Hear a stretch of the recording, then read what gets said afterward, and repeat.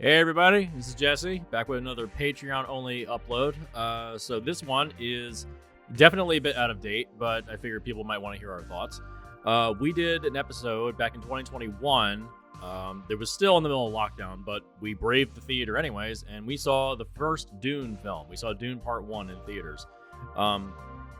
We expressed our thoughts on it. We got into the lore. I've read the books. I have them back there on my bookshelf.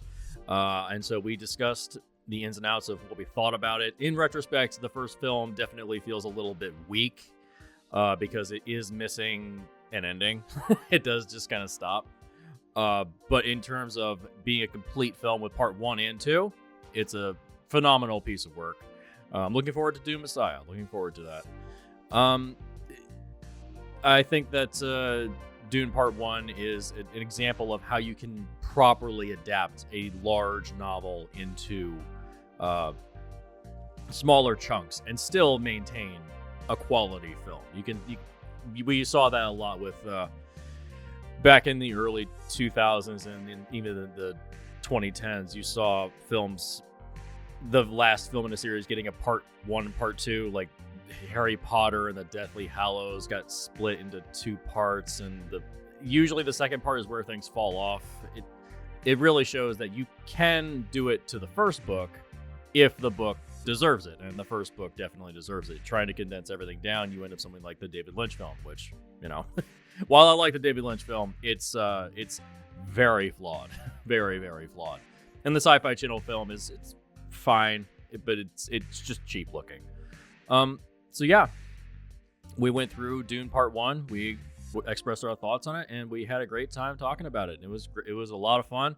I still wish they would have put Pink Floyd's Eclipse in the film's soundtrack in some way in Part 2, at least in the end credits. I wish they'd have done that, but they only did it for the trailer, which was weird. I don't know why. Great trailer for that movie too. Great trailer. I love the trailer. So here it is. Here's our thoughts on Dune Part 1. Enjoy.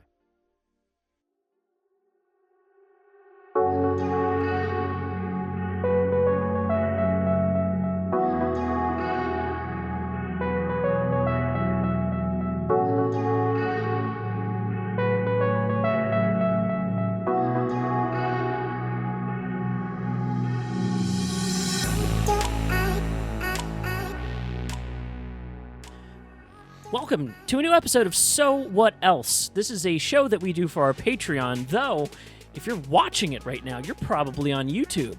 And this is our first podcast as a video, so we'll see how this goes. You're still going to get video of this at some point on our Patreon page. Yes. Oh, yeah, I can link the video straight through. So, yeah.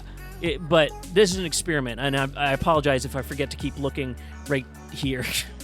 No, it's fine.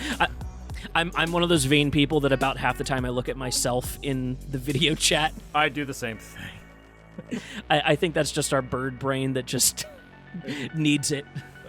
Probably.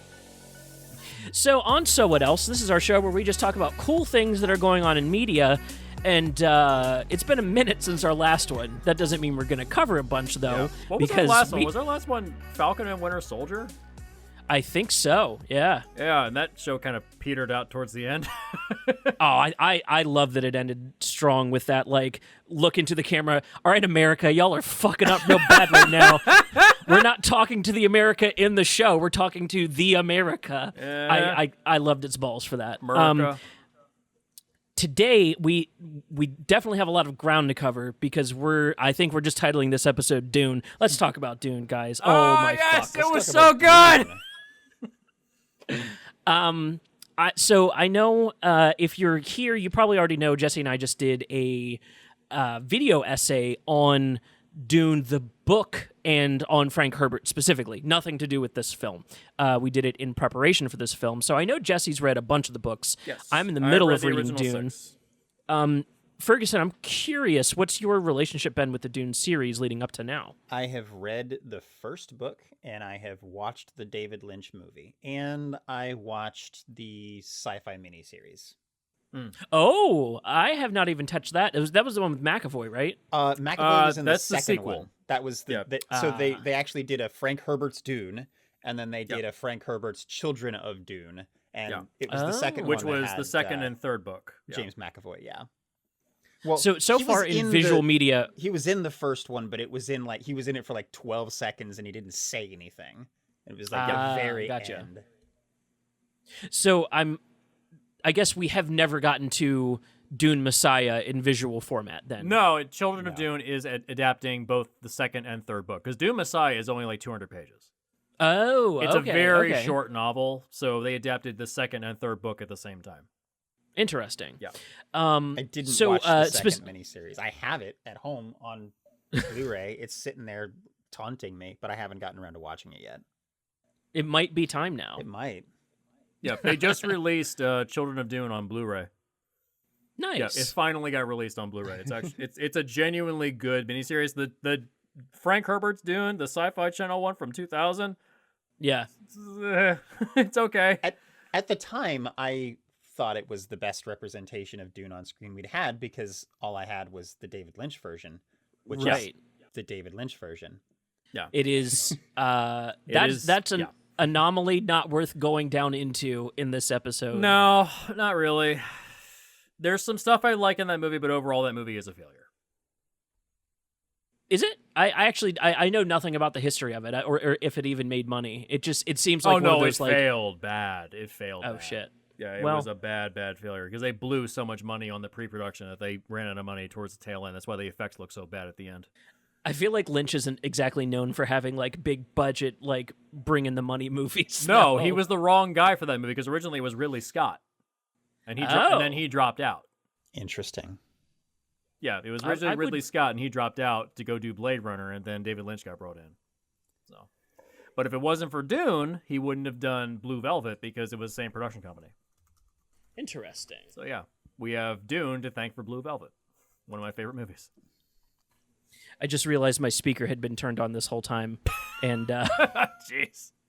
I apologize if the audio is shoddy for that first couple minutes. I'm glad we weren't actually talking about the movie proper. I think I'll be able to cut it out. Okay, so I have to interrupt for a second because I just looked up the 1984 Dune on Box Office Mojo. Okay. This thing had a budget of $40 million. Which at the time, wow, like that's huge. Yeah. Now that's like 100 and something. Now that's a romantic comedy. Its domestic opening, it opened to $6 million. Yep. Oof. I'm going to tell you the international first because it's hilarious. International gross was $54,000. Wow. Total domestic was $30,900,000.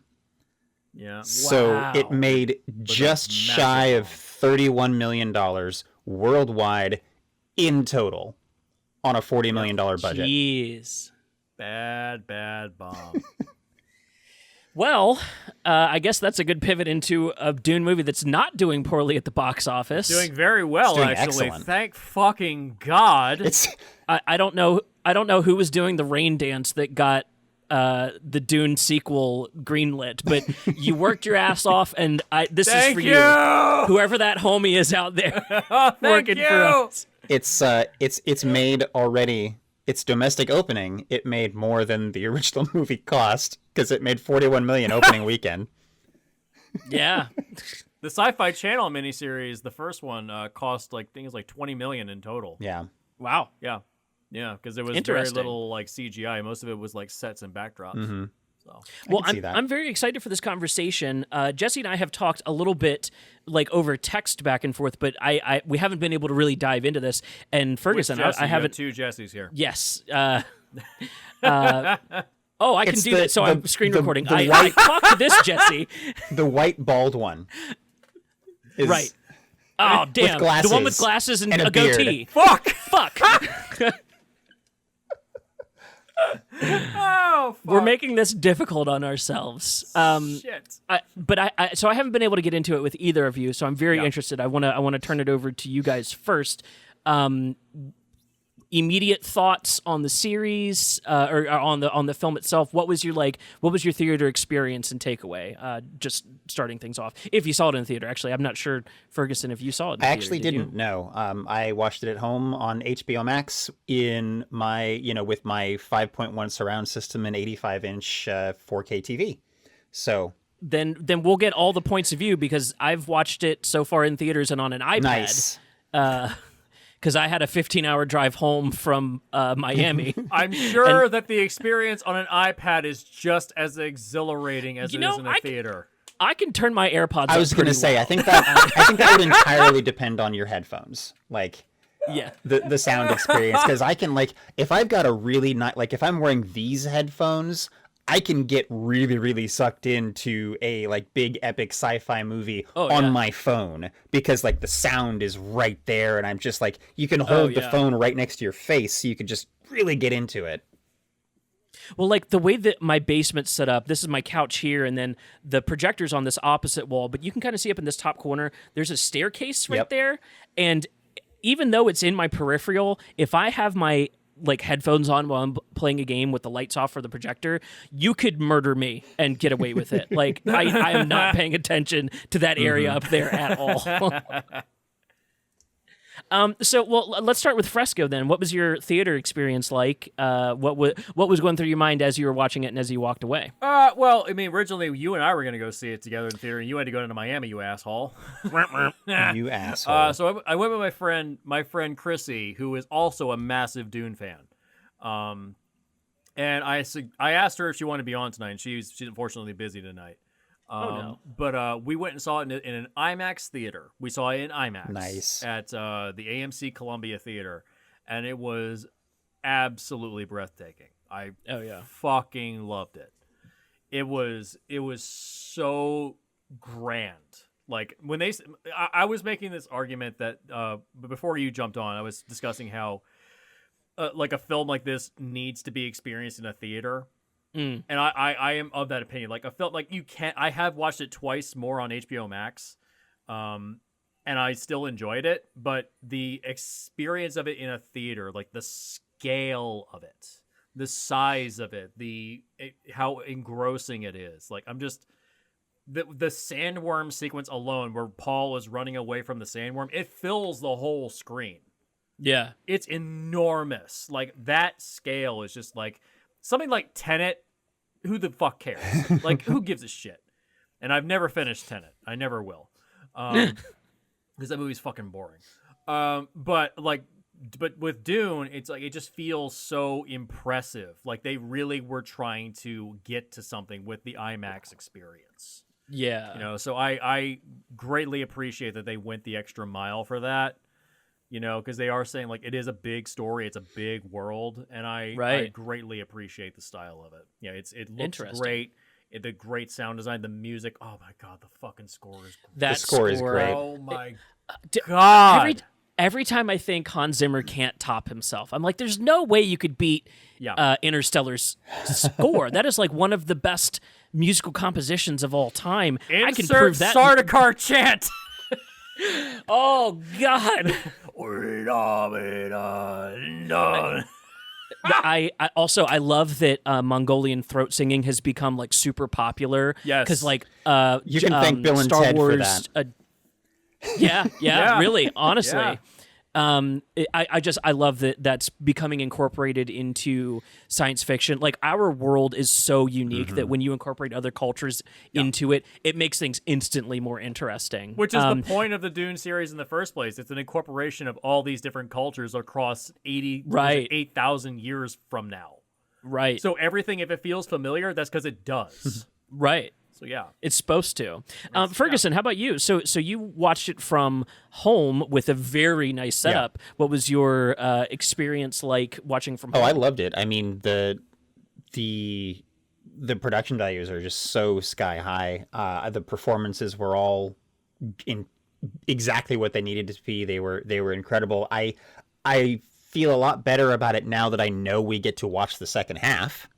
I was a little I understand, obviously you can't cram this story into a 2-hour movie, otherwise you get David Lynch's Dune.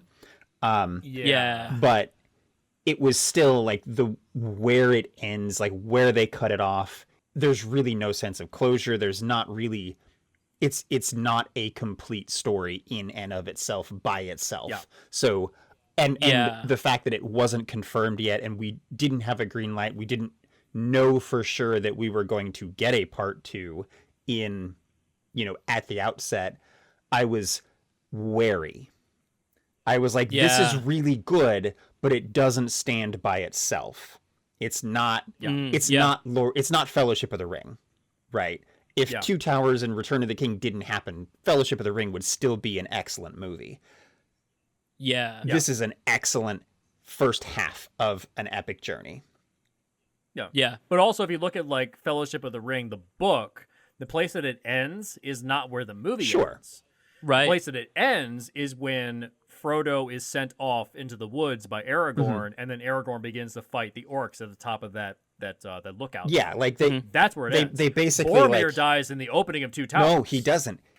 The Two Towers. I was just rereading the fucking Two Towers opens with Boromir having just died. It jumps right over that whole fight because the first time you see Boromir at the beginning of Two Towers, he's riddled with arrows. So we don't actually they show what in the they show in the movie was not discussed. Right. It just hops right over that bit. Yeah.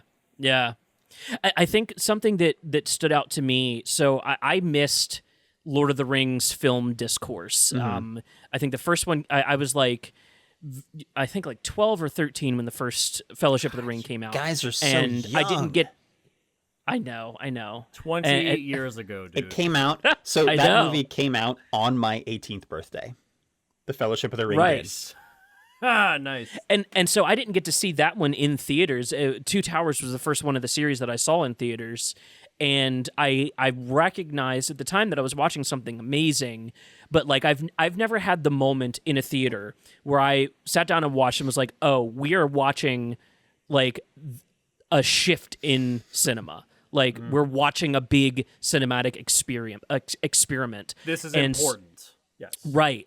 And so leaving Dune in the same mindset that Ferguson you're talking about, I left going, this is a huge experiment. This is a huge risk. This is they're asking if we can deliver something this huge without it being a streaming series. And I do think there is an argument for this to be a streaming series. But if we're going to make it a movie, you have to trust us when we're only going to show you half of it. Yeah. And like we've seen the beginning of Paul's hero's journey, and even that they haven't even hinted really at what is going to be happening later on in that story. Because I know I've seen some people unfamiliar with the series review it and they go like, "Oh yeah, another white savior thing," and it's like, yes, and you're correct in this movie. So far, it is a white savior thing. But if I tell you what happens next, it's going to ruin it. Like by the time we get to the end of the first book / this second movie, we will probably be able to make that argument that like this first one is the white savior element is very much in there. It's not until we get a little bit later on that we actually get to see the part of that Frank Herbert is like flipping that back in our face. Like, no, this shit is bad, y'all. Right. Yeah. Like I'm currently rereading all the books right now because I was trying to reread all 6 of them before the movie came out and my work schedule caught up with me and I wasn't able to do it. But I was going back. I'm currently in the middle of Children of Dune, the 3rd book right now. And by the time you get to the end of the 2nd book, you're like, wow, Paul is an asshole. Like, fuck this guy, dude. Like, 60 billion people are dead because of him. Right. Because the jihad got out of control. Everyone is fighting a war in his name, trying to claim that his way of life, his religious order is the government. That is what is meant to guide everyone into a better world. And it's doing is causing more problems. Yeah. Right. And by the end of the 2nd book, he just gives up. He just kind of says, fuck it, and walks off into the desert to die. But then he comes back in the 3rd book, of course. But that he's like a secondary character in the 3rd book. And I think, Ferguson, have you read the book? I know I asked this at the beginning. I've read and the first one, and I've had people tell me about things that happen a little bit later. Yeah. Sure. So I think all of us here knowing what the story is, where it's going to go. If you had to grade the faithfulness to the book for this movie, what kind of grade are you giving it? Because I mean, it's up there. It's high. Like, yeah, it's like a 9 or a 10, dude. Like, it's the close as fuck. Yeah, it's as close as I've seen, and I think it's almost verbatim. Yeah. They did add stuff. They did add stuff, of course, like the whole sequence on Caladan. That none of that's in the book. Oh yeah, but the voice sequence between him and Jessica is like one of the best bonding like setups for what that relationship is. Yeah. Like that is a worthwhile addition, and that's why no media is ever fully perfect. You can always find little ways to insert extras that can be helpful, and I really respect that. But it also really scares me for what the next movie is going to be like, because if they're keeping up this grading scale, this is going to be a different experience. Yeah. One thing I will say is that there was a 3-hour cut of this movie, and the Twitter account for Dune has actually been releasing small sections of each of the scenes that got cut. Like, there was the banquet scene that's in the book, that's in the original miniseries, that was cut. They shot the whole thing where Gurney Halleck does play the balisette. That was all cut. You know the weird spider thing that shows up in the Planet Heart? That's actually Wana. That's Dr. Yui's wife. Oh, shit. They really fucked with her. That's an addition. That is, you never see Wana at all in the entire book series. That was an addition, and you see like how they've just manipulated and fucked with her and genetically modified her to turn her into like this weird spider pet. That's his wife. I genuinely, I actually kind of like that they included that and then excluded some of the Baron Harkonnen's sexual proclivities. Oh yeah, the pedophilia. Of a very specific flavor of pedophilia as well. I think their approach is about as woke as you can go on this thing without like wagging fingers at it. Yeah. I appreciate what they've danced around so far. And I think what I'd like to lead the topic into is, within this movie, how did the lack of explanation strike you guys? Because we knew going in what different stuff was, right? But like, I also saw this movie with a bunch of people who never saw Dune, and so I've been able to pick their brains a little bit and be like, what made you curious in this film that I have explanations for, but I'm just curious how that landed off to you guys.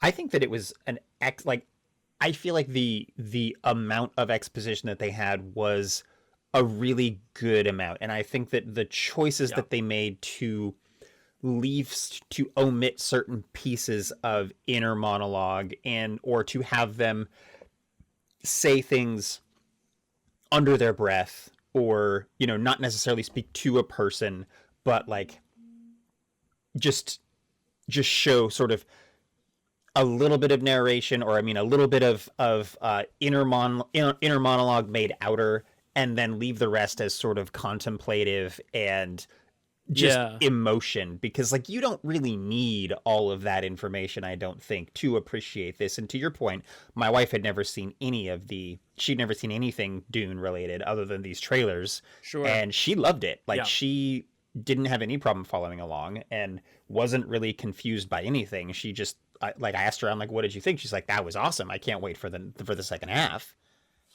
She was disappointed that she only got to see like 7 minutes of Zendaya, but right. That's been a great joke I've seen circulating around. The best iteration I've seen so far is, hey, who else went to see that new sci-fi movie that has the 7-minute Zendaya Chanel commercial in it? Nice. And I was like, yeah, I can't even be mad. I was able to get my.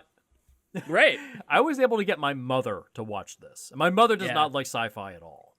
Damn. And I was able to get her to sit down and watch this whole thing, and she was like, that was really good. There was a few things she was confused on, but overall she was like, this is really, really good. Like, well, my own mother and I can sit down and watch a movie. That's a good sign. The real test is going to be whether or not I can get my dad to watch it, because he really likes sci-fi. Like he's a big sci-fi nerd, but he hates the 1984 Dune. David He Lynch version? hates the David Yeah. Lynch version, and like Ooh. has no interest in anything Dune. Yeah. So Yeah. now I haven't even thought about that, but I'm like, I should try to see if I can get my dad to watch this. You should. And see what he thinks. There of it. are. It's weird because there are similarities between the 1984 film and this film. I mean, they are adopting the same plot. So. Well, I mean, like visually, like there's a lot of like dark color palettes, like dark uniforms. Like the one thing I will say is very different is that there's a lack of lighting in a lot of the settings. Like a lot of it feels like natural lighting, like inside the palace of Arakeen, inside the Arrakis palace that they go to. Yeah. There's no lights anywhere. Right. Like there's no electricity. Except for those little and it's because floating, the little like the glow floating globes. floating the lamps. glow globes.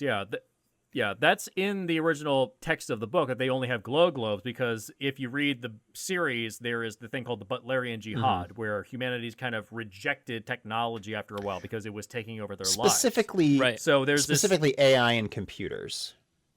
Thinking machines. That's the prequels. The prequels are not in line with what Frank Herbert was doing. Those are the books written by Brian Herbert, not Frank Herbert. Oh, okay. It was not AI. It was computers. That was something that just computers and just technology in general making life far too simplistic for humanity, and we lean on it too much. I mean, so it's more about exactly like there's no. Did you see a single like phone in this movie? No. Right. There's no phones, no television, no radio.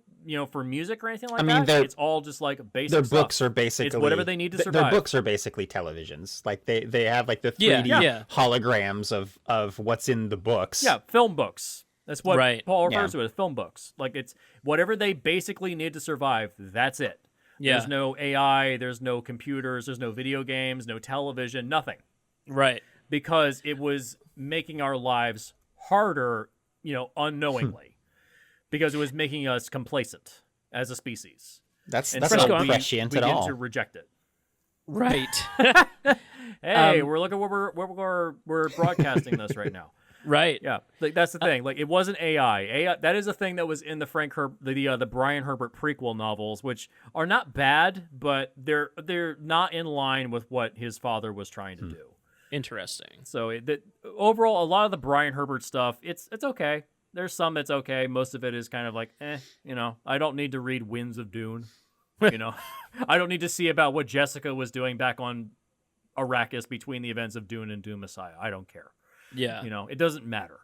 It's not important. It's clearly just riding the coattails of his father's work. Right. No offense.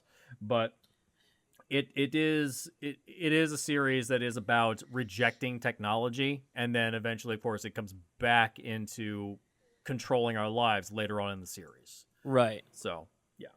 So I like the fact that it's so grim at times, it's so dark. And that's why I think that the 1984 film is visually kind of a lot like what the book is visually trying to portray. I do like a lot of stuff in the 1984 film, but I think that this current version is far more accurate to what's in the book. Yeah. Way more accurate to what's in the book. Because it's like there's no lights anywhere in that palace. If it's not daylight outside, it's dark. Fresco, of the things that are explained and the things that aren't explained in this movie, what do you think were the good moves and what do you think were places that they could have explained more? So, like, for instance, they don't talk about mentats at all. I'm not even sure if they say the word mentat at any point. Nope. That they could have probably... I'm sure that was something that was cut. I'm sure because I know there was a lot more Thufir Hawat stuff that was in the cut content of the film. There's the whole banquet scene that was cut. There was stuff with Dr. Yui and Jessica talking about his wife Wana. That was cut. Right. Basically, the 3-hour cut of this movie is the entire first half of the book. Yeah. Right. Like everything. It's literally everything. They just shot the thing almost like page for page. So they cut it down to a 2.5-hour runtime just so they can get it into theaters. I guarantee there'll be a director's cut somewhere. I have a feeling it's going to happen because this movie is doing so well financially and critically. It's doing so well that I guarantee you'll get a director's cut. I'd love to see a director's cut for sure. Yeah, Yeah, so I don't doubt that stuff was in the original cut of the film, but they just figured, you know what? We need to get Paul's story moving forward. We don't need to know about what mentats are. Interesting. They're human computers. Yep. Whatever. And they kind of just hinted at that a little bit when they had had Thufir do a calculation really quickly with something at them in his head, like while somebody was like walking up to greet him. I don't even remember exactly what it was, but it was just like he looked back and he's like, what is this, and this, and he just spouted off the answer. What is the financial cost of them coming to this planet? Yeah. Yeah.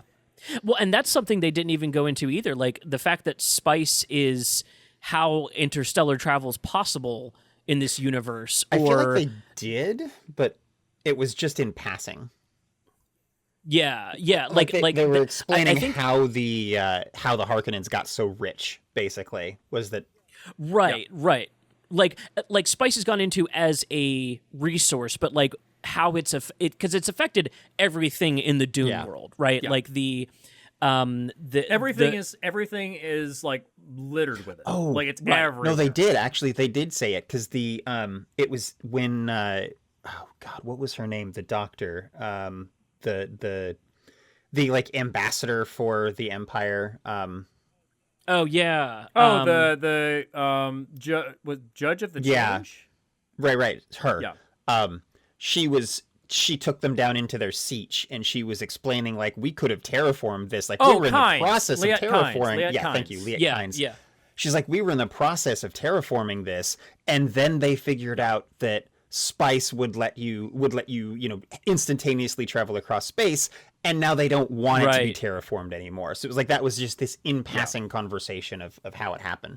Right. Which I feel like, and the reason they don't want it, the reason they don't want it to terraform is because the worms can only exist within a desert environment. Right. They can't exist in a green world. They can't exist in a water kills the worms very quickly. It drowns them. So they have to keep it a desert, otherwise all the worms die. And that's what the fourth book is about, where Arrakis gets terraformed into a green, lush paradise, where there's trees everywhere, there's grass, there's only a small section of desert that's left, and there's like a few worms that are left, and that's it. Yeah. Like there's almost nothing left and there's like all this spice is being hoarded by the God Emperor, Leto Atreides II. So everyone in the entire universe is kind of like at a standstill. Like there's peace, but there's peace because no one can interact with each other. Yeah, it's a forced peace, peace at a gun, at gunpoint. So it's like Leto can just destroy the entire empire if he wanted to because he's that powerful. And then at the very end, when he passes away, everything opens back up again because Arrakis is changing back to a desert planet again, and all the worms are back. So everything's a cycle, Yeah. So I guess my big question is, I feel like this movie is firing on all cylinders for every level of filmmaking that you can look at. Costumes, sets, acting. Like they're just firing on all cylinders. What one filmmaking aspect do you guys think this did the best? Like, what is the standout aspect of the film?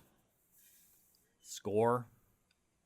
I'm going to be a little bit generic and say just production design, like the sets, the costumes, the visual effects, like those fucking dragonfly drones, like the ships. Oh yeah, the ornithopters. God, I want one of those.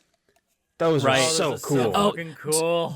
That's how they're described in the book. They fucking copied it from the book. Thank God. Yeah, but they did it. I've never gotten those right. They realized it. They made it work. Right. Yes. Well, I was actually just reading a tweet from the guy that designed the ornithopter, and he posted this like note that he had, and it was like Villeneuve challenged me to try to make a machine that looked old in comparison to the other ships that they had.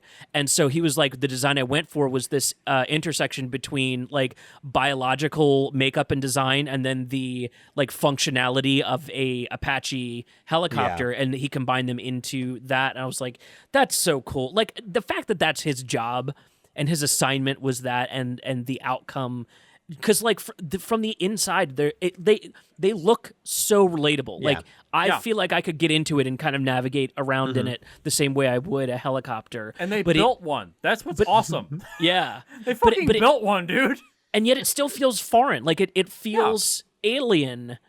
It feels like humanly alien, which I think is an aspect throughout like the some of the Dune artwork you've seen people make. Like I love the art people do for like the who are the evolved species that make the prescient mathematical leaps for interstellar travel? Do you know what I mean? Space navigators. Yeah, space navigators. Space navigators. Some of the images I've seen of them, it is like it's like post-human. It's so cool the way that has been realized as this universe, because Dune isn't about aliens. Right. Like the sandworms are really the biggest alien thing within it. It's about people. Right. That's one negative I would give the movie. We never got to see a navigator. See, but that's my question: is like, I wanted to see one. Is that worth going into at the cost and sake of the story? Yeah, I guess is my question. I don't have an answer. You kind of sort of see one. The guys that are in the when the Judge of the Change comes in to transfer Arrakis's fief over to House Atreides, like the guys that are in the orange helmets, those are navigators. Those are navigators. You can kind of see their blue eyes behind the mask a little bit, but you don't ever see like them without the gas masks Right. on. Right, exactly. And So there's no like the fact that, again, this is part 1, and like we're going. I feel like if we were going to see a navigator, it's gonna be more in the second half when we're actually dealing with the conflict between Paul and the Fremens and the Emperor and the Empire. Right. Like, I don't think we needed it in this first half. Yes, it would have been cool to see one, but to Seth's point, it would have just been like, you know, that's a minute of screen time that we didn't absolutely need, and this allowed them to spend that minute on, you know, Oscar Isaacs looking forlorn into the, you know, across the barren desert and contemplating his existence or some shit. Like, right. Yeah. True. I think it's a good trade, is what I'm saying. Can we talk about how great Oscar Isaac is in this movie? Oh my god, I'm so I love that they cast him there. I also hate it because I know that he doesn't really is not going to be back besides like flashbacks and stuff. All right, shut up, Fresco. No no more of that. Depending on how far they can go with it, I guess. He'll probably be too old by that point. Right. But you bring up an interesting point, and something that I'm kind of predicting for the second one. I think the opportunity for a POV character to explain things to for the audience is not present in Dune in the way that it is in a book, where the point of a book is to present you with as much information as, you know, is useful and possible for this. And so my prediction is, once we have the next movie is going to start off with, you know, Paul and Jessica and the Fremen and figuring out how to mesh in those societies. So the Fremen are going to have to explain things, which will be useful for explaining things that we want to see from the book. And that also gives us an opportunity for them to ask questions of Paul and Jessica about how the Imperium works. Yeah, it's very much. Then you have the opportunity, just like you said. It's going to be organic explanations. Yeah. And so Stilgar is going to be explaining how the Fremen work to Paul, and then Paul's going to be explaining how the Empire works to Chani. Yeah, exactly. Hey, kind of like the book. Yeah. Right. Yeah. Well, kind of like the book is a good template. I mean, honestly, though, the in the book, 90% of that exposition is Frank Herbert explaining it to the reader, like just straight out, not having it in dialogue or in characters or anything like that. Just like, hey, reader, this is some shit you need to know. Exactly. Yeah. And we don't have that opportunity. But the thing that I find the most interesting about that is a gamble on their part to say, we're going to slough all the exposition off to the next one so it can be organic and can feel as natural as the growth in this world. And I think that's what's put me so in awe of the movie is that's a gutsy move to say you got to come back if you want explanations. It's kind of like it's functioning as like a film pilot in that like the rest of the movie you want to see will explain everything and you'll get to see the conclusion. Makes sense. Has it been confirmed? Are they doing just part 2 to finish it, or will it be a trilogy? They wanted to. Denis Villeneuve wants to do a trilogy because Dune Messiah is kind of like an addendum to the first book. It's not really a third. It's not really the second book. It's more of like a giant epilogue because it wraps up the narrative of Paul Atreides' story. It's Paul's story takes place over the course of the first book and the second book, and then he walks off into the desert. He does come back in the third book, but is very, very different. It's been like years since he disappeared. But basically, his story basically wraps up at the end of the second book. Yeah. And anybody that's disappointed, like, oh, Duncan died at the end of the first book, he comes back. Let's just say he's the only character that shows up in all of the books. He's the unofficial hero of the story. He's the unofficial hero of the story. He is in all. So what you're saying is that he's Jason Momoa. Yes, like they knew what they were doing when they cast him. Yeah. They knew what they were doing. Exactly. I think it's so gutsy of a movie that it was the first time I left the theater going, I just saw something important. Like that. This is going to be. Whether or not it ends up being the next Lord of the Rings, I was going to say, clearly you didn't watch The Matrix in theaters. Right. Because I had that when I watched The Matrix in theaters, I was like, this is going to change cinema. And it turned out it wasn't necessarily for the better, but... yeah. But that's not The Matrix's fault. Right. No. Yeah, that's definitely. the filmmakers that were inspired by The Matrix's fault. Looking at you, Paul W.S. Anderson. Thank you. Bullet time. We're just going to copy that wholesale into everything. Which, like, that isn't it so cool though that they got to invent like a section of cinematic language? Like we understand now. What slow motion in a gunfight means. I think that's really cool, and I'm looking through Dune for something like that we can attach to this beyond the idea of like we're just going to present half of a really good movie and promise to the next part will be just as good if not better. And I arguably, knowing where this is going to go, would say that we haven't even seen half of the cool shit yet. Oh well, we haven't. They didn't even discuss the weirding way. Right. They mentioned it. The martial arts. He mentioned it, but they didn't discuss it at all. Yeah. Right. Like the weirding, like the weird martial arts style that is used by the Bene Gesserit and also by Paul. Like it's never shown in the film that it's like time kind of slows down for the person that uses it. So it's it's basically like the Matrix before the Matrix. like everything leads back to Dune. Right. So, yeah, it's like that we're probably going to see more of that in the next one. So. Yeah.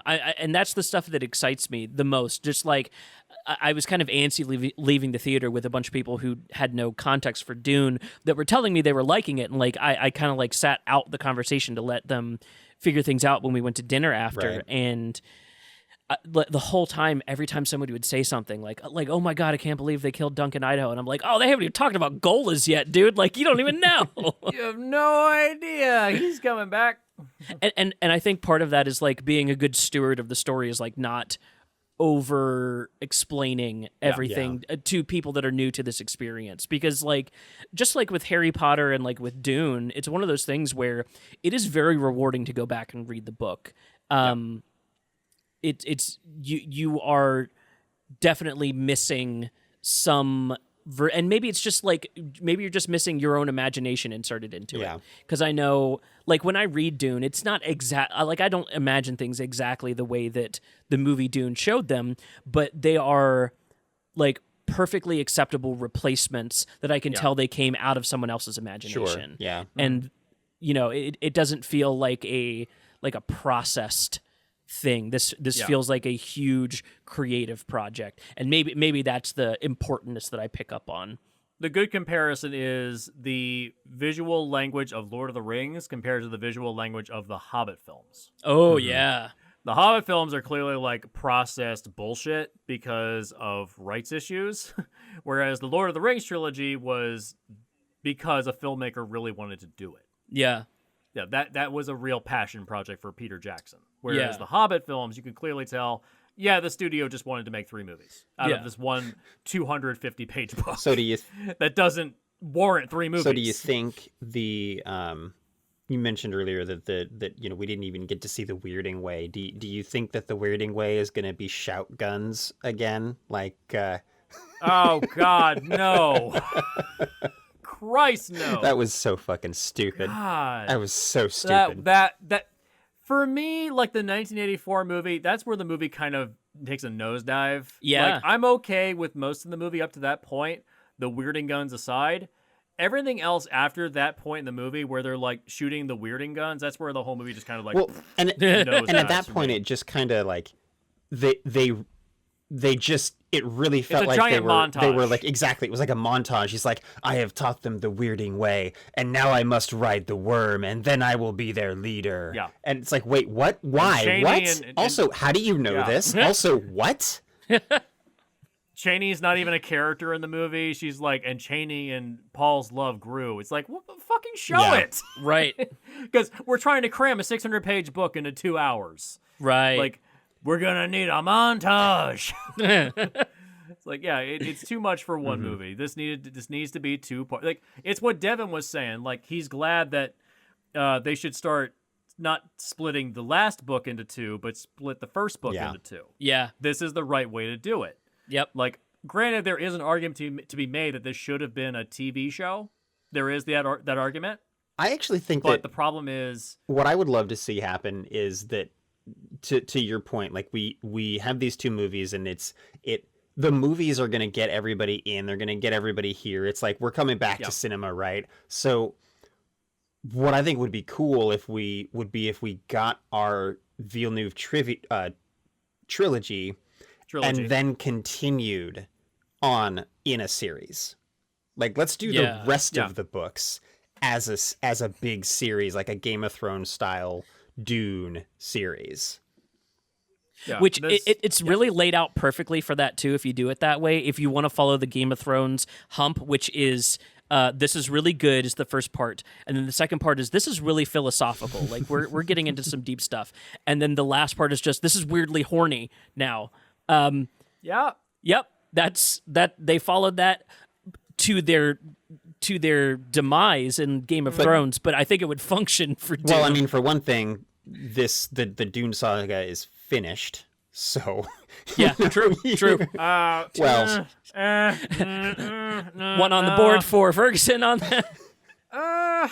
Technically, there was supposed to be a 7th book, and Brian Herbert came in and wrote the last book based on his father's notes, and he got 2 books out of it. How the fuck he got 2 books worth of content out of 1 book worth of notes? I don't know how you did that.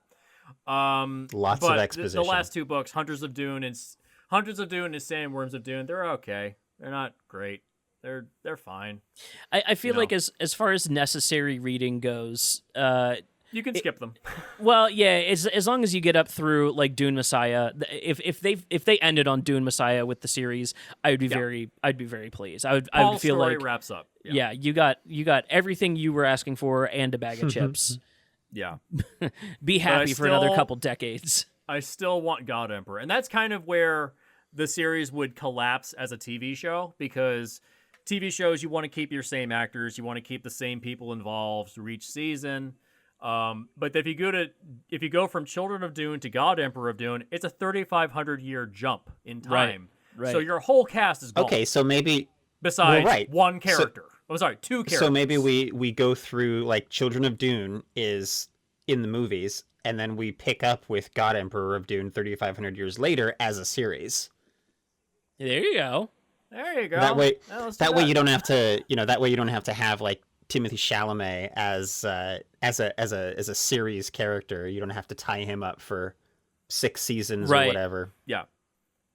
Well, he'd be dead by that point anyway. So. I want to talk about one spoiler just because I have both you guys here. Go ahead. And spoiler as in this will be a spoiler in the next Dune movie. Paul's sister is like 4 years old in the book as a leader within the Fremen, if I remember correctly, right? Isn't she like 4 or 5 years old? She is 34. No, she ages quickly. Right. I can't remember. It's like, but she looks like she's like 4 or 5 years old, something like that. So she's probably that a year old. She looks like she's 4, and she talks like she's 35. That's right. Right. How the fuck are they going to execute on that?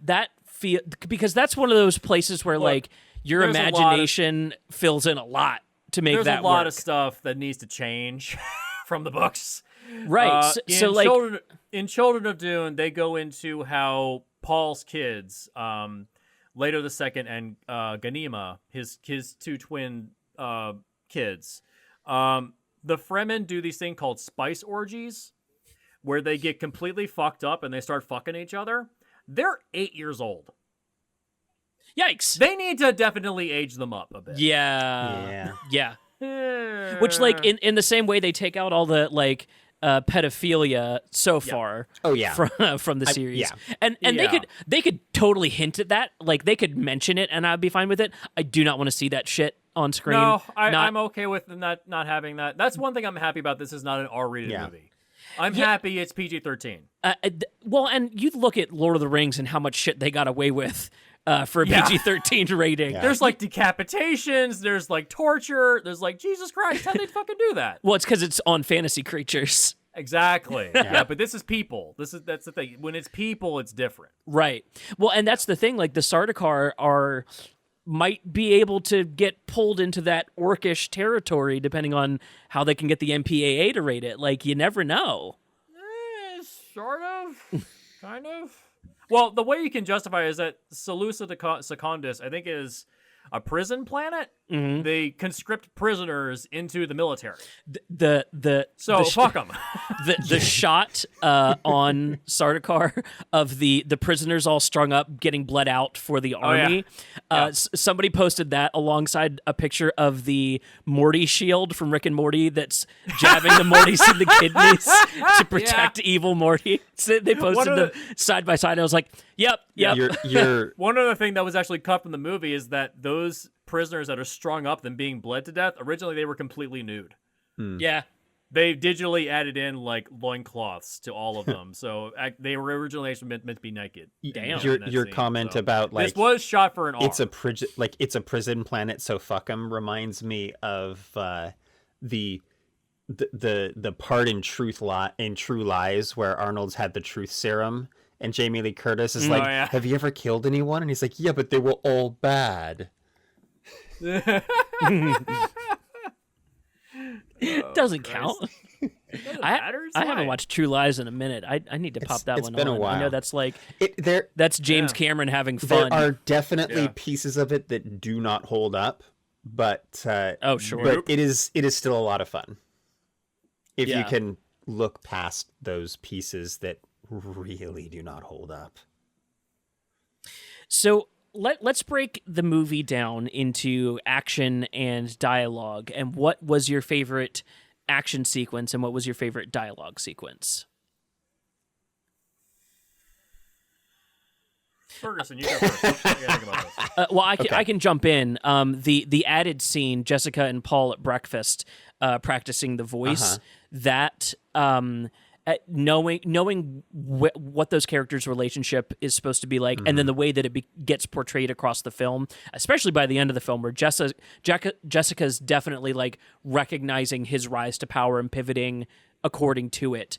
To see them in fully opposite, she is like fully in control, and he is not at the beginning, and to see that switch, that conversation just always pops back in my head of like, she really, really loves him, like, and when Leto calls that into question later, and she's like, "There's no possible fucking way." I really love that. Like she oozes like maternal love, just like unconditional maternal love in the face of absolute danger. Like she knows how dangerous the Bene Gesserit are. That stands out as my favorite dialogue sequence, hands down. What about your favorite action scene? You know, I might need to come back around on that one. I'm like Okay. I'm pretty sure it's the Spice Crawler rescue. That was going to be just because mine.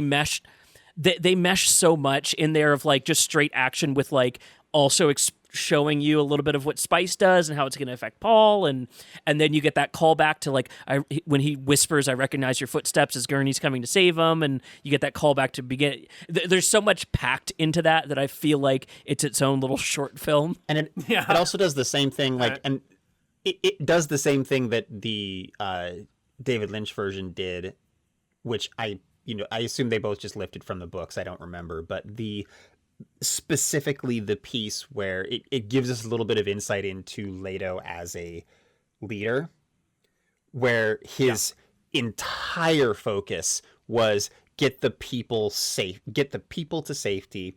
I don't care about the spice. And like their whole reaction to that being like, wait, what? This guy actually, like, he's more concerned with our lives than his product. Like, oh wow. And like, it feels like if this movie weren't about to lean all the way into tragedy, this would be the start of where like Leto starts to win this crew, like win these people over, and it becomes a happy place and it's all gonna be awesome. And it feels like, it feels like that's where this was going. And it's a nice insight into how he would have run Arrakis.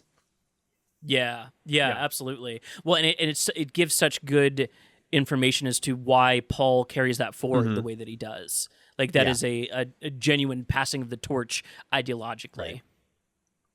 Right. I think my favorite dialogue scene is Paul and Jessica in the tent after everything, after they've crashed. When he's like, basically when he's tearing her down, like, you did this to me, like you knew this was going to happen, and just laying out all of his emotion, and she's and they're arguing back and forth, and she's just kind of like, yeah, I know, but I had to, and he's like, I don't care, and he like uses the voice a little bit and he's like, don't touch me. Also, the execution of the voice is so cool and unique. Yeah. Dude, the first time they did it and the audio track didn't sync up with his voice, I was like, holy shit, that's great! I was like, that's awesome! That's great! Definitely Oscar contender for best sound editing. I will guarantee it right now. Oh, so good. So good. The IMAX that I saw it in had everything cranked to 11. I mean, like, if I wasn't being, like, visually beat to death with, like, bright screens of sand, I was being auditorily beat to death, just, like, being vibrated into goo during the action sequences. Nice. Like, the attack on Arrakis liquefied the audience. Like, we were all just like, oh, that's God. my favorite action scene. That's the one for me. But the moment when Gurney Halleck rouses the troops and the bagpipe music starts playing, I was like, oh, fuck, yes. Also, can I take just like 2 seconds and explain why those bagpipes are actually way more important than you realize? Please do. Yeah, go ahead. Okay, so this is a music rabbit hole, and so this is just for all my musicians out there. Bagpipes function with a bladder, that's the air pocket that you press in that plays through. Bagpipes are similar to harmonicas in that you can't tune them into a specific tuning. A harmonica is in the key of C forever, and so you have to switch the harmonica you use for different songs.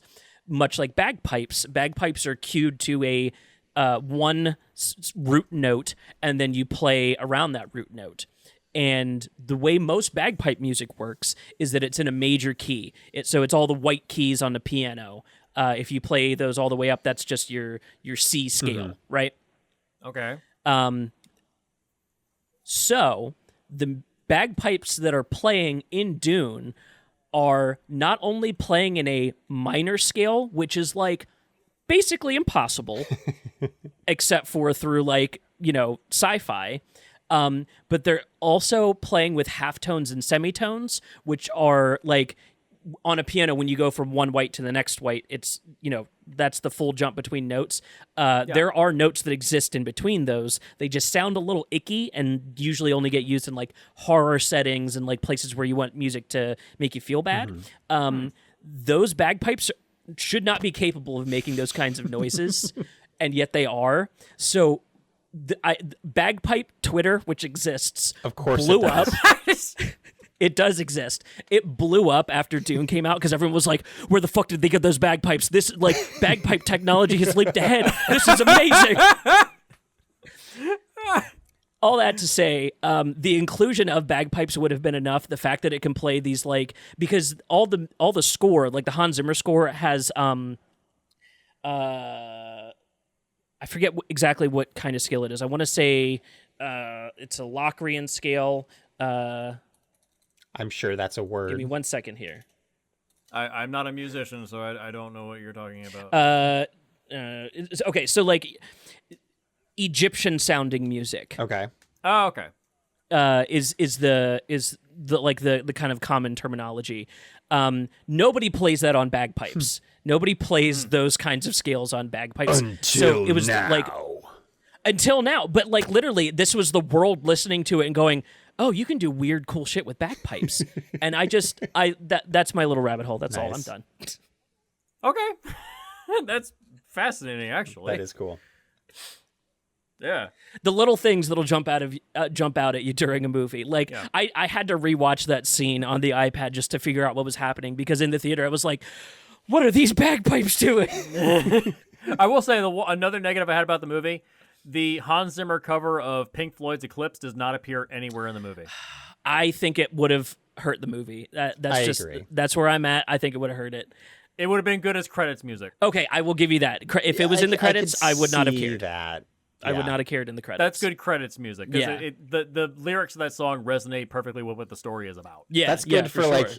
That's good as like the last song in the credits. Yeah. Like, you To lead you out of the movie. Right. Yeah, I agree. Yeah, if it had happened in the movie, it might have taken me out a little bit, because I think The movie's so self-serious all the time, which is a kind of if a it had happened, detriment sometimes. maybe if it had is a little too happened, serious. maybe if it had happened diegetically, like somebody was singing along with the bagpipes. Oh yeah. Somebody decides to play Pink Floyd's Eclipse Who is that? 8,000 years after it came out. What is that ancient hymn you're playing? Something called Eclipse. I don't know. I was like, oh, it's the oldies station. Right. The very oldies station. Classical music. Right. Earth that used to be. Yeah. Interesting. You guys know what happened to Earth in the Dune universe? Oh man, I don't, No. or I probably do. It got wrecked by an asteroid. That's right. Yeah, it's gone. It's a good thing we moved off of Earth. Good thing we moved.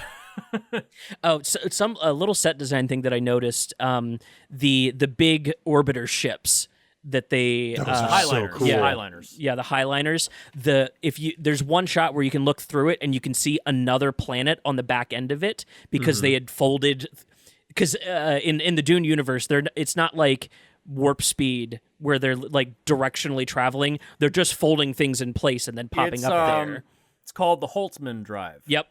Yeah, they fold space and time. Basically, it's the Event Horizon drive. Yep. Right. It's just like folding space in half. Yeah. Yeah. I thought it was a really cool like extra thing to be like, oh, I see it's orbiting the planet down, and the planet's like down here, but then if you look through, you can see a different blue planet, Caladan, in the background, and it's like, oh yeah, that's right, because they don't physically fly anywhere. They're just kind of connecting these gates out it's like in space. it's like a Stargate network. Yeah. Well, and that was something else that they didn't mention. Those Highliners, they're supposed to block out prescience, aren't they? They're supposed to keep you from being able to. No, that's the no ships. The no ships. That's right. That's the no ships. Those are completely. That's way down the line. Yeah. Okay. Yeah. They're not going to get to those until like 4-5 movies later. I've played with all the Dune metaphorical Legos. I just haven't seen them all built into series yet. Yeah, the no ships are like the size of a planet. Damn. Like, they're huge. They're massive. They're like, where did the Death Star come from? Oh, that's where it came from. Yeah. Yeah. I saw a YouTube breakdown recently that was like the sand crawlers. Yep. The Jawas are Yep. driving stolen rides. Oh, the desert Jabba the planet. Hutt. Jabba the Hutt. Yeah. Okay. Yep. It's I like, and maybe that's the zeitgeist thing that everybody's connecting with. Is like, this feels vaguely Star Wars, but also very not Star Wars. Like, Yeah. Are you finally realizing where Star Wars ripped off its ideas? I mean, all art is ripping off all art. That's I the agree. beauty of art. What is Stravinsky once said? A good composer borrows, but a great composer steals. Yep. So yeah. Yeah. I just I like it. Yeah. Yeah. I mean, but I prefer this over like fucking lightsabers. I like this style. I think I that- like lightsabers. And, by the way, I like, it's okay. Like, both of these things can exist and be awesome. I agree. Right. I prefer this. And by the way, that brings up that the cinematographer on this was the same cinematographer as Rogue One. Yep. That's why it looks like Rogue One. Dude, the sequence when Duncan Idaho lands and they're talking in the hangar bay, I was like, oh, I've seen this before. Like, this looks just like Rogue One. It's awesome. Yeah. Yeah. Where I don't think the color palette of Rogue One is appropriate for that universe. I think it's too gray for that particular universe. I don't think it works there. I think that gave us a lens into how different Star Wars can be. I don't think we got to get locked into the colorful aspect. I just wish the movie wasn't fucking boring. Did you see Mike Flanagan's wife retweet somebody's tweet about him doing a horror movie in the Star Wars universe? And she she retweeted it and she was like, saving this for later. And I was like, what the fuck do you know? What is going on in the backgrounds over there? Oh man, I hope so. That's but awesome. Yeah, like I think the color palette of this is more appropriate. Oh, because sure, it makes sure. sense. It makes sense why everything looks more grim and dour and you know, I mean, if Josh Dysart was here, he'd be complaining like, why is there no color in the movie? See, these are the few movies that I know for certain aren't hurting me for my color blindness. I'm like, oh yeah, this is pretty grayscale all around, isn't it? I am okay with this movie having this color palette because this is the style of this book. The issue with things being Like, overused, it's a politically gray universe. It's all in grayscale. No shit. right? Well, Like that's the point. The issue with things being overused is that some things needed to use it for it to become overused. Like the Zack Snyder visual action style.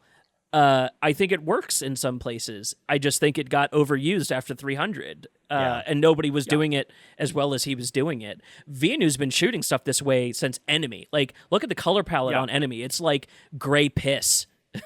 Yeah. You know, like on purpose though. It adds to the film. Well, sure. And I mean, Arrival does the same thing. And you know, if you swap out gray for orange, you've got Blade Runner 2049.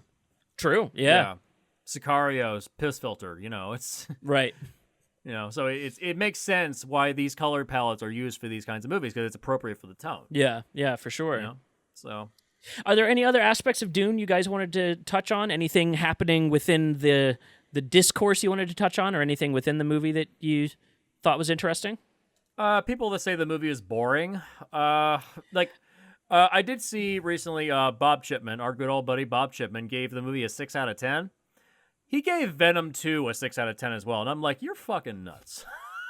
I mean, I feel like those are two different kinds of sixes. Yeah, exactly. But at the same time, like there's a difference between slow and boring. It's not boring. It's slow. It's slow because it's a prelude. You know? Sure, but it's at the same time, like it's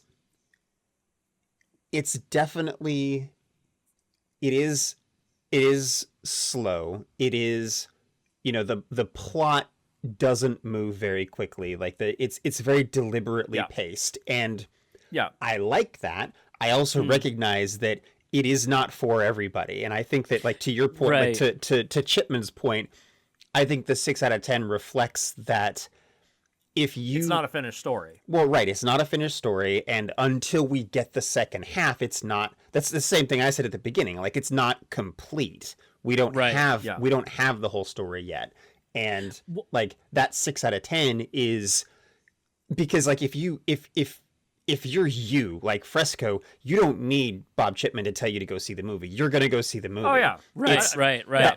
But and the people that it just frustrates me when I see people like criticizing the fact that, oh, it's not a finished story. Well, of course not. It literally opens up with the title Dune Part 1. Sure. Like, well, and guys, that's why I presented the experiment of this as being like morally ambiguous. I don't know how this is going to turn out. Well, I'm impressed that they're willing to take the experiment. But continue, Ferguson. Well, and the thing is that like, yes, it is cutting the second movie, or like it's cutting the first book in half, right? So it's telling half of a story, but like, so does like the Hunger Games last one was split into two movies. Right. So was the Harry Potter. Harry Potter. So was the Avengers movie was like basically one story told in two halves. Like right. And people who are not familiar, like, there are, depending on the source material, it is usually possible to take a book and find a place to divide it where you get two complete, succinct stories that work really well together. And this is not that. Yeah. And something else too, like, because I agree that this movie is not for everybody. And that's something I came around on through Lord of the Rings, doing a rewatch of the trilogy, when I was meeting the people that were like, no, yeah, I'm not interested. And not sure. Like it wasn't a takedown of the movies or like the quality of the films or anything. They were just like, yeah, I'm uninterested in 12 hours of fantasy material. And I was like, you know what? Fair. If those people... if those people gave Lord of the Rings a 6, I would weigh that 6 pretty heavy. That's them saying like, yeah, I appreciate everything that's happening here. This just isn't for me. Because part of film criticism is, personal interest. Yeah. Sure. And there so is no objective opinion. Right. Yeah. It's subjective. Yeah. And so that's how I read Chipman's review, was like, this is not for him. And he gave it a 6. So if this was for him, he would give it an emphatic 10. The same way that he gave, like, I think Last Jedi a 9 or a 10. That was for him. That's for me. I want Star Wars to start poking at itself to figure out what they can change and get better at. Dune doesn't have to do that yet, because there's only one movie. Because Dune is the Rosetta Stone of where Star Wars came from. Exactly. So it's like, you don't need to change anything because it's done. Yeah, so I definitely get... Dune is... And that's one criticism I will give the movie, is that the movie is almost slavishly adapting the material. I wish the film was weirder. Ooh.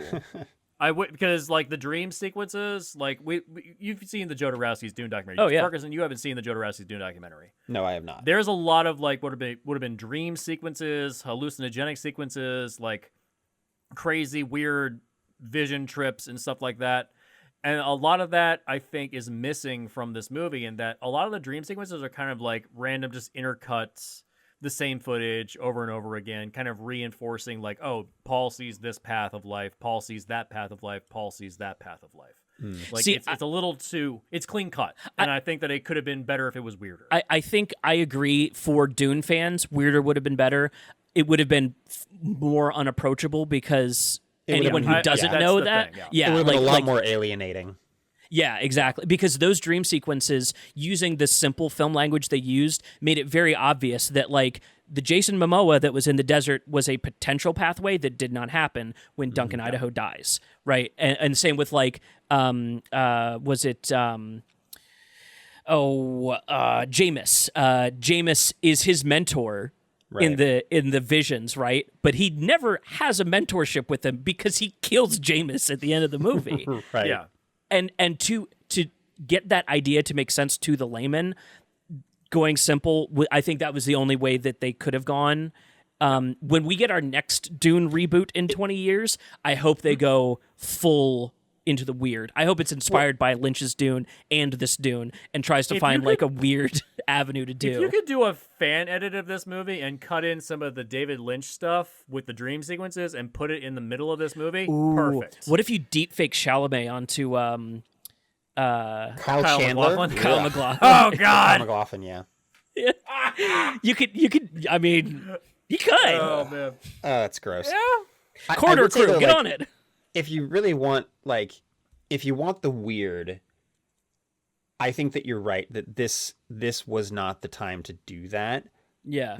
This is being brought up. Weird is going to come later. That being said, I think that now that Villeneuve's got audience buy-in on the first part, if you wanted to go weird for part 2, I think that he would have a lot more freedom to do that, and I think that that could be really successful.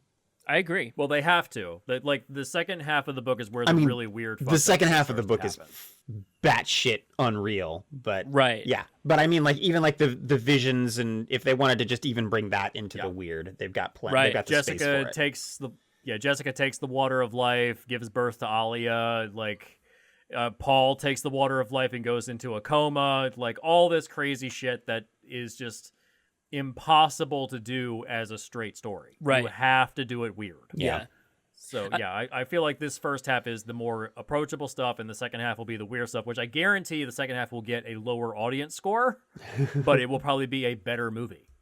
So if they can execute on this quality level, I cannot see the next one doing poorly, just because it's going to. I mean, from an audience perspective, from a critical perspective, it'll do fine. Oh, sure. But from an audience perspective, a lot of people would be like, "Why is this so weird?" I think it's going to up the ante on everything in a way that people want, because now that we're primed with, we know how big like the attack on Arrakis got, and that's our first incursion. It's like, you know, your first battle with the orcs versus what they end up with when they go to the, you know, the Black Gate, and it's like, that's a jump, homies. Like that's a big jump. And you saw one sandworm in this one. Oh, get ready for about 6 of them. Right. Exactly. Yeah.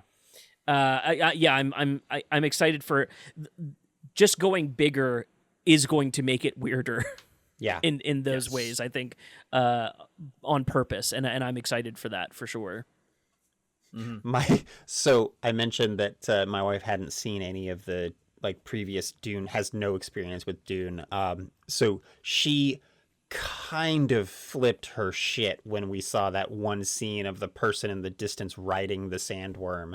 Yeah. She's like, he's riding it? That was the awesome. whole thing. Yep. Yeah. Yeah. Paul's ascension to finally being one of the Fremen. He has to ride Shai Hulud. Well, right. Yeah. But like, I mean, we just saw like that one person riding one of the other sandworms right at the end, and it was just some random Fremen. But yeah, she was like, oh my God, that's so cool. It was moments like that that made it feel the most like Star Wars, where it was like, oh, we're in a very alien place right now, that we are seeing new stuff. And that just tickled me. And it's one shot too. It's like one little thing on that, and that's all you get. And it's like, no, I want more. Yeah. And it's at the tail end of the movie too. Oh yeah, like you leave the theater wanting more. People are cleaning up their popcorn by the time that shot happens. I honestly I think that they should have, because if I remember correctly, and again, I think I'm the only person here who's only seen it once at this point, but if I remember correctly, it ends with like basically Paul and Jessica have kind of been allowed into the Fremen group, and they're just sort of walking back inside, and it fades out on Paul's back, right? Yeah, they're walking off to Sietch Tabor. Right, they get up, they get up, they crest the ridge, they see somebody riding the sandworm, and then they start walking away, and it stops, right? Right. Yeah. I think that I think that this movie would have been actually a lot more, maybe more palatable and more of an interesting decision, and like less, you would have less of the like, oh, a movie just cuts off and doesn't give us any closure, if they had cut it like 10 seconds earlier, where if the movie actually had ended on the shot of someone riding the sandworm, and then it just had gone to credits, then people who had not seen it before would have been left with like, rather than like, because like you're seeing his back, like Paul's back, and then it goes to credits, and you're like, wait, is the movie over? Whereas if you stop at the sandworm, they're like, what is that? I need to know more. When is the next movie coming out? Yeah. When I was actually in the theater with Chrissy, we got to that scene, and it cuts to black and the credits roll, and I screamed out in the theater, wait, what? And the whole audience erupted into laughter. It's like Yeah, I was like, you can't end it there. We kind of did that too in our basement. Yeah. Yeah, but that shows like the audience is kind of like, yeah, what, like more? Yeah, please, I want to know what happens more. next. Yeah, like that. That's why I'm happy this is doing well, because we were paranoid a year ago. We're like, oh, this thing's not going to make money. right. It's not going to make Right. money. It's too cerebral. It's too in depth. It's too complicated. COVID is going to keep people from going to the COVID's theaters. going to kill it. Yeah. And also, by the way, this increased HBO Max subscriptions. Yeah. People signed up for this to watch it. Like, whereas with the Justice League, didn't really get a lot of people signed up. And like, if you want a movie that changed cinema this year, this is the one. Yeah. You know, this is the one that did it. You know, Justice League, who gives a shit? No one's talking about Justice League anymore. I still haven't bothered to see it. Don't. It's not worth it.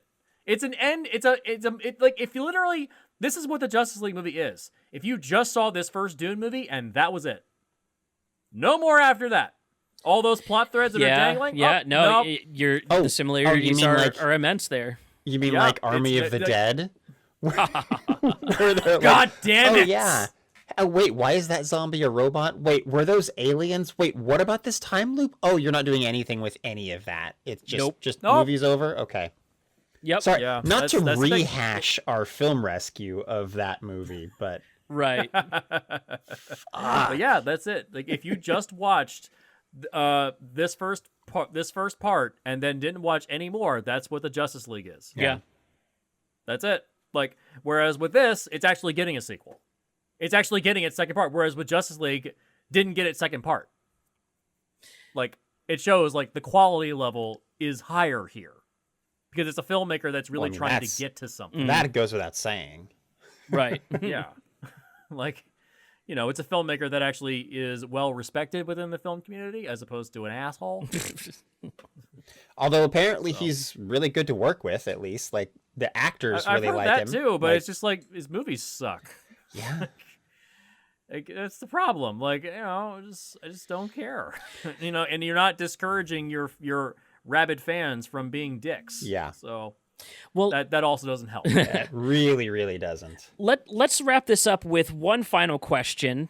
Favorite character, or actually, we'll do two parts. Favorite character all around, and favorite performance from an actor within this. Fuck. The reason I wanted to do that is because I don't want to say that Stellan Skarsgård was my favorite character as the Baron, but he's my favorite performance within the movie, hands down. That's fair. His fucking Apocalypse Now head swipe. Yes. I'm like, oh shit, you are a vile motherfucker, aren't you? I love it. Yeah, that is my favorite performance within the film by far. Favorite character for me is probably Duncan, obviously. Like, he just has such charisma the entire time. I'm like, yeah, this is guys. No. Jason Momoa was like perfectly cast. For this movie. Yeah, He really, really like was. perfect cast. Everybody was kind of like, huh, him as Duncan. He also really sells it as being Timothée Chalamet's older brother, just like as the actors, not even as the characters, just that that brotherly kind of thing. He looks after like Paul. the He takes teasing. care of Paul. Like, you know, there's that. Oh no, did I And I lose even you? say like he's probably my favorite performance as well because it's like he's so into it. Yeah. But at the same time, I would say Dave Bautista as the Beast, Raban. Yeah. He's so minimal in the movie, but fuck, he's good. Have you seen who people are fan casting to be his cousin? Oh, I can't remember. Fade Routha? Yeah. Have you seen the fan cast for it? No, I haven't. The kid from the thief kid from the Green Knight. What's his name? I can't fucking remember. Oh yeah, the from what was it? Fuck, what's that? It's Yorgos like Lanthimos movie? Keegan or something. What's that? What's that Yorgos Lanthimos movie that he was in? Barry Keoghan. Killing of a Sacred Deer. Yeah, Killing of a Sacred Deer. Yep. Yeah, Barry Keoghan. Yeah. That's the fan casting, and dude, seeing him with Batista would be wild. I made the argument that it should be Tom Holland because then you can have Tom Holland and Timothée Chalamet fighting over Zendaya at the end of the movie. I don't think Tom Holland can pull it off. I'm not gonna lie. That is not. No, it's just Which funny character? because he and Zendaya are in a relationship. It's just funny. Yeah. I don't. It's just funny to me. I don't think he could do the character. I don't care. Honestly, I didn't hate Sting's Fade performance. Routha. Fade Routha. Well, I was telling Jesse about the fan casting for Barry Keoghan, and then he was saying Tom Holland, and I was like, I think Sting did better than Tom Holland would do. Yeah. Actually, I really like Sting in that role. I think he was having a good time. He was definitely on some kind of drugs. He had his own spice going on. Probably. You can tell, like, oh yeah, he just snorted a rail. Oh yeah, yeah, he just did one. Yeah, which like probably helped the character. I think. What about Probably. you? What like, about you, Ferguson? Favorite character and favorite performance is probably Leto.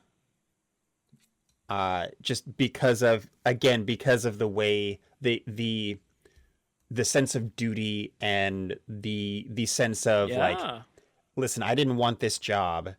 I was happy doing what we were doing, on Caladar. But Empire wants us, Caladan, sorry. But Empire wants us to take over the spice mines, so we're going to take over the spice mines, and we're going to do this as best and as humanely as we can. And, like, we're going to actually do a good job. And, like I said, the whole putting the people first and trying to have actually good diplomatic relations with the natives, the Fremens, as opposed to just steamrolling them and being a shitty colonialist. So I think Leto is probably my favorite character. And I'm going to flip the script and I'm going to say that Jason Momoa was my favorite performance, because it's not like he's not doing anything different. Like, it's Jason Momoa playing Jason Momoa, but Jason Momoa is exactly what you needed for this role. Like, it was it's so less natural. of a excellent performance as it is just absolutely spot on perfect casting. And I've got to you bring in Momoa to do what Momoa does best, and he sure Momoa'd the hell out of it, and it was great.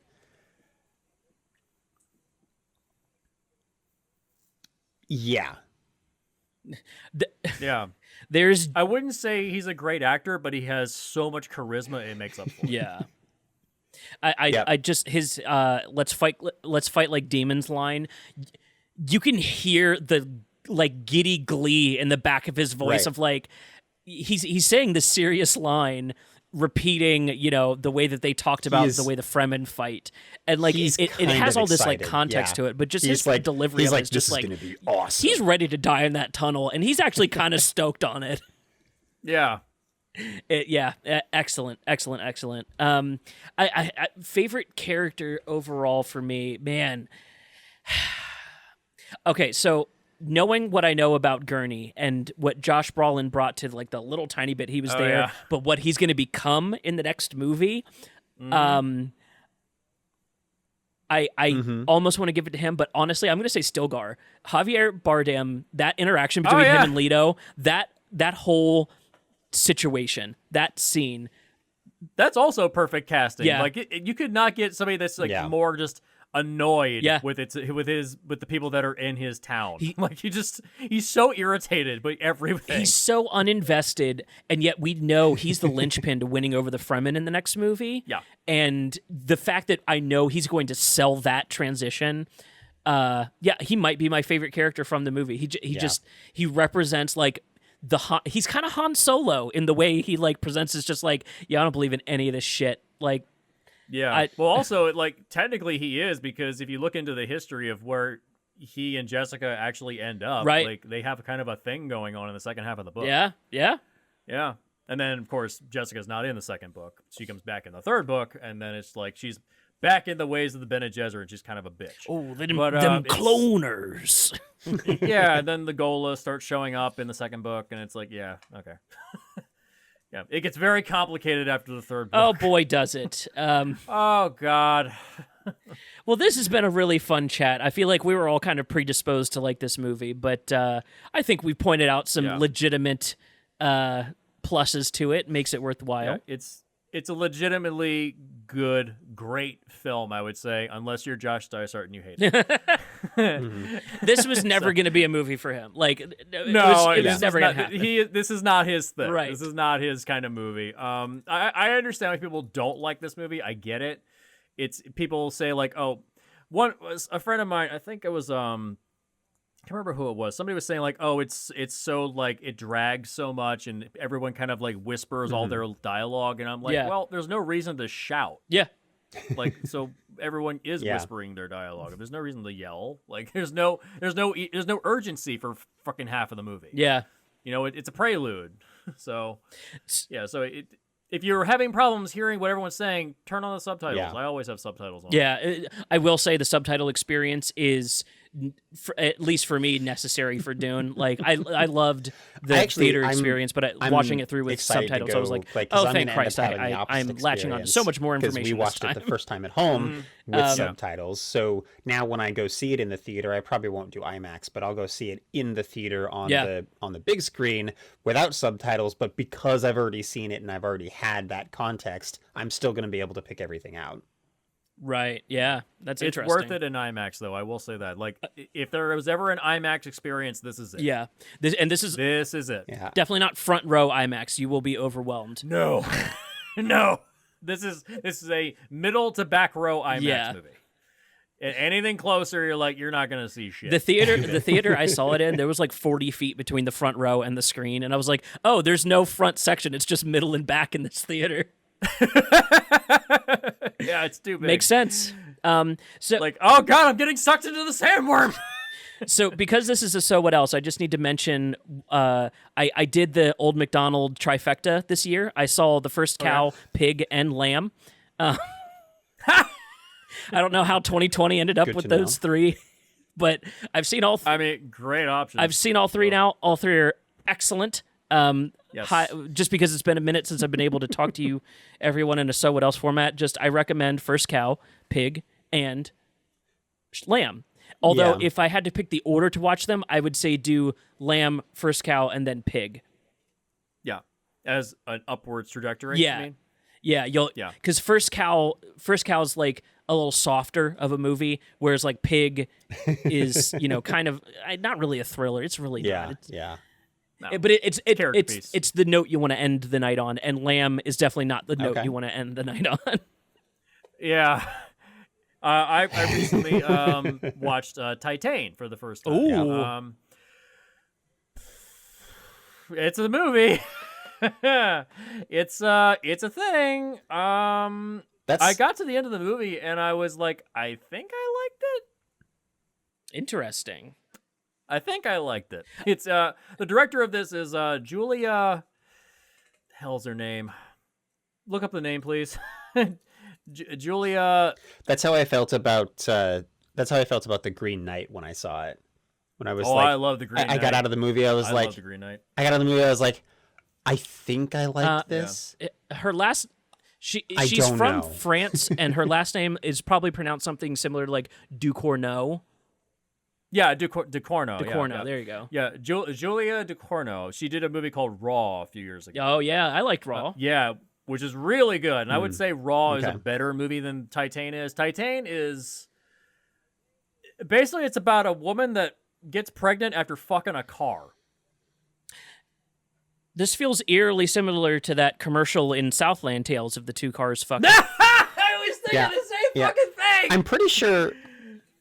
I'm pretty sure I made that joke when I first heard about the premise of Titane. I was like, yeah, I don't know if I'm interested in this sequel to Southland Tales. Yeah, it's not for everyone. In fact, it's barely for anyone. It's a great looking movie. It looks amazing, great performances. It's got some really fucked up body horror stuff. So it's like Neon Demon. No one's gonna watch it, but like if you seek it out, you will have a good time. Yes. Got it. Yeah. It's definitely not for everybody. Good to know. It is very weird, very odd. It's got this weird kind of incest storyline happening. It's strange.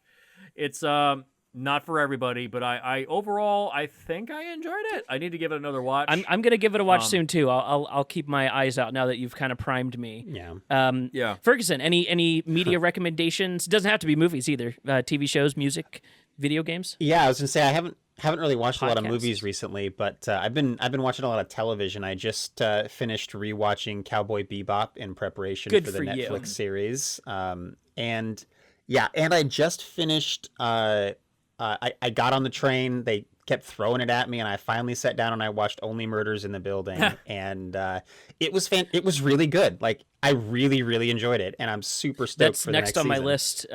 For once I finish Masters of the Universe Revelations, that'll be the next thing I watch. That's the Steve Martin Short show, right?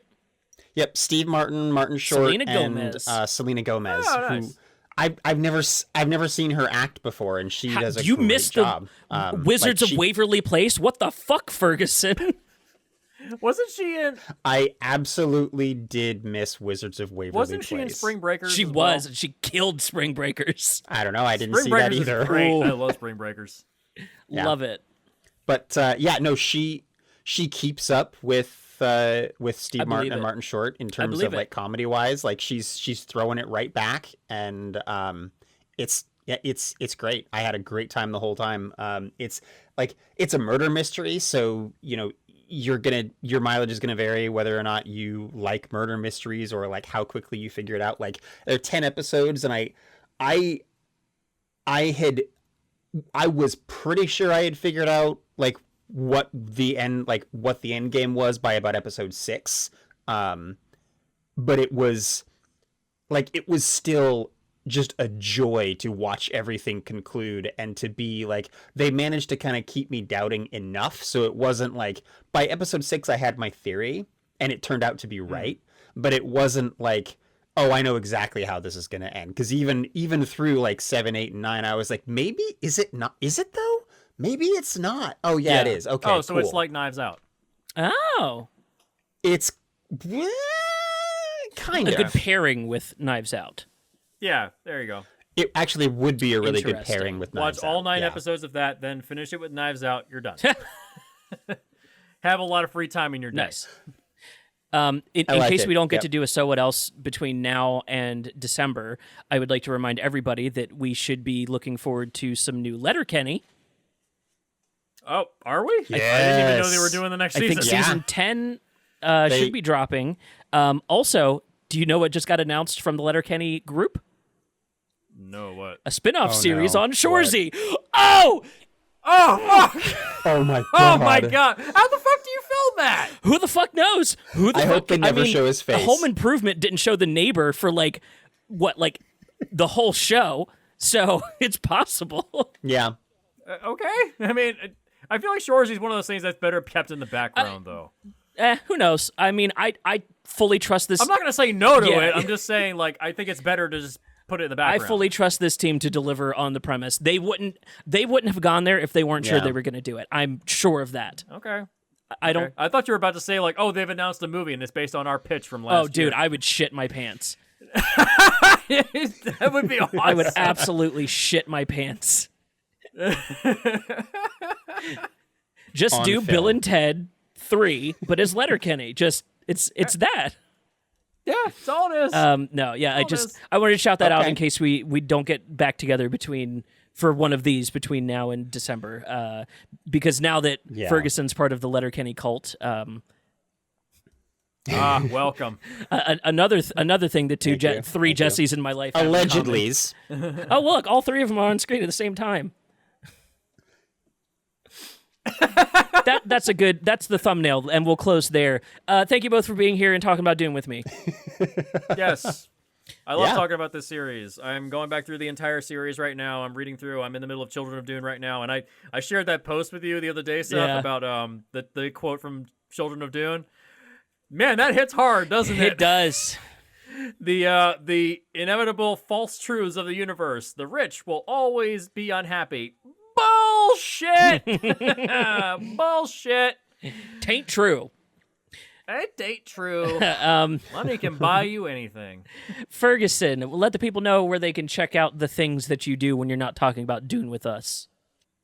Yeah, so weirdly enough, most of the places that you can see me lately are with Montressor stuff. I've been on several of the film rescues recently, and I helped write one of the short films that we all did for the 72-hour film fest, which was a lot of fun. You can also see some of my older work on my old podcast called Recorded Tomorrow, which is all about time travel and how to use it in your stories. That is, like I said, it's just called Recorded Tomorrow, or you can find us on Twitter at Time Travel Pod. And yeah, I think that's about it for now. Lovely. And Jesse, how about you? What do you, or Fresco, I'm sorry. What do you have going on? Split the Difference is on a bit of a hiatus at the moment because October got really fucking busy because for all of us. Our work schedules. All of us. Oh my god. So I know I announced the recent episode back when we did The Fly, and I was like, "Oh, it's Ringu versus the Ring." Well, we're finally gonna do it soon. Yes. Work will finally be slowing down eventually, and we'll get back to it. That Weird Ass Game is on like big hiatus. Unfortunately, I have no time to play games. I just have no time. Other than that, there is the new Dune video that Seth and I have created, which is a half-hour analysis of the book series. You can find that on YouTube on what's the channel, Seth? Jaguar Sharks. Jaguar Sharks. Have you ever seen Life Aquatic? You understand what that means. So yeah, we have a Dune analysis video where we break down the ins and outs of the series and how it's about, the politics, religion, how it affects how our world, how it relates to Dune, et cetera, et cetera, et cetera, and also the very questionable elements of the book series, including things like racism and homophobia and genetic memory, all that good stuff. Oh, that, thankfully has been excised from the movie. Yep. And right around there is where we got hit with a copyright strike on YouTube. So the ending was basically just Seth going through all of the various places you could download other episodes on the Patreon and things like that. I edited into the episode because it was on Patreon only. I edited in the Hans Zimmer cover of Pink Floyd's Eclipse, and that kept getting hit with copyright on YouTube. So had to delete that little section from the video, unfortunately. It sucks. I tried to do it without it. I tried to modulate it away, but it wouldn't go away. So, unfortunately, you're just getting me at the very end of the episode. But that was our thoughts on Dune Part 1. Dune Part 1 and 2 are a great back-to-back feature. Looking forward to Dune Messiah, and hope you enjoyed our thoughts on Dune Part 1. Good night.